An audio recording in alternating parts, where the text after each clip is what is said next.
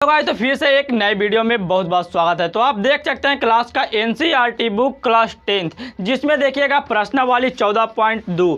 ठीक है, तो इसमें 14.2 का क्वेश्चन नंबर पहला है। ठीक है, निम्नलिखित सारणी किसी अस्पताल में एक विशेष वर्ष में भर्ती हुई रोगियों की आयु का दर्शाती है। ठीक है, तो ये देखिए आप रोगियों की संख्या इसमें दर्शा रहा है ना, और फिर आयु वर्षों में। ठीक है, तो इसमें देखिएगा उपयुक्त आंकड़ों में से बहुलक और माध्य ज्ञात कीजिए। ठीक है, तो बहुलक और माध्य दोनों ज्ञात करना। ठीक है, इस प्रश्न में तो आप देख सकते हैं सबसे पहले बारी बारी से देखेंगे तो सबसे पहले बहुलक निकालेंगे फिर माध्य निकालेंगे। ठीक है, तो आप देख सकते हैं यहाँ पे कि सबसे पहले बहुलक का सूत्र हम लोग जानेंगे। ठीक है, तो बहुलक बराबर होता क्या है, तो बहुलक बराबर सूत्र होता है L plus F1 minus F0।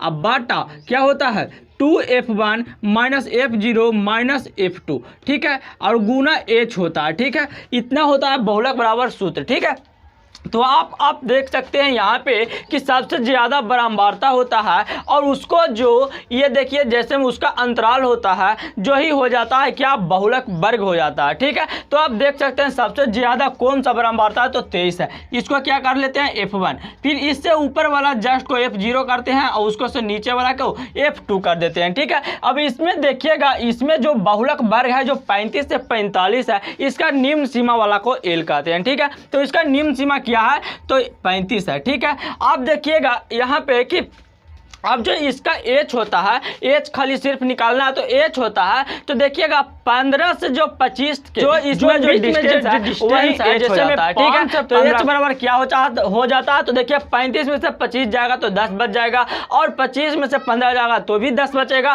और 15 में से 5 जाएगा तो भी 10 बचेगा। तो ये क्या हो जाता है H हो जाता है, यानी H बराबर तो पता चल गया तो 10 होता है। अब यहाँ पे हम लोग लिखेंगे कि इसमें देखिए F1 बराबर क्या चीज़ है तो 23 है, तो F0 बराबर क्या है तो 21 है, और F2 बराबर क्या है तो 14 है। ठीक, अब यहाँ पे देखिएगा L बराबर यानी निम्न सीमा 35 है और H बराबर क्या है 10 है। ठीक, तो यहाँ तक तो आप लोगों का पता लग गया होगा। आप देख सकते हैं यहाँ पे कि बहुलक बराबर सूत्र क्या होता है, तो बहुलक बराबर सूत्र क्या होता है L plus F1 minus F0।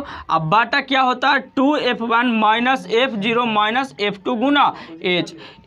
ठीक है, तो आप देख सकते हैं L मतलब L है कितना दिया हुआ है तो 35 दिया होता है, प्लस अब F1 में कितना हुआ है तो F23 है, अब माइनस F0 में कितना है तो 21 है, अब बाई 2 गुना F1 में कितना हुआ है तो F1 में है 23। ठीक, अब देखिएगा 23, F0 में कितना है तो 21। अब देखिए यहाँ पे F2 में कितना है तो 14 है, और इंटू फिर गुना H में कितना हुआ तो 10 है।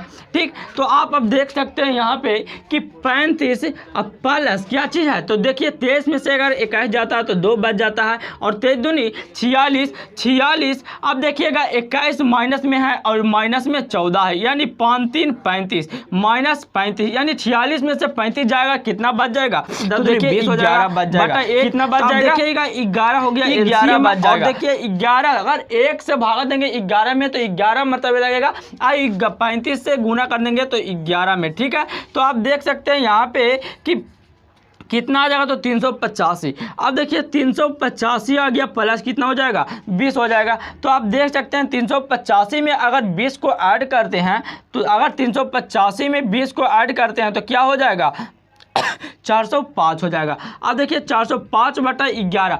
अब देखिए आप लोगों ने 11 से भाग दीजिए 405 में, तो देखिए 11 या 33 यानी 7 आ गया इधर, और देखिए यहाँ पे कि 7 इधर आ गया और यहाँ पे 5 उतरेगा, तो देखिएगा 11 6 का 66 यानी 66। अब देखिए एकदम 5 हो गया उधर तो 9 6 15 यानी इधर भी कट गया। अब दशमलव फिर 0, ये देखिए 11 8 88 आ गया यानी 2 आ गया, फिर देखिए 0 उतरेगा तो 11 दूनी 22 यानी 1 मरतबे लगेगा, फिर कितना आ जाएगा यानी लगभग 36 पॉइंट कुछ आंसर देगा। ठीक है, यानी 36 पॉइंट कितना 81 इतना देश है। बहुलक ये हुआ, बहुलक बराबर 36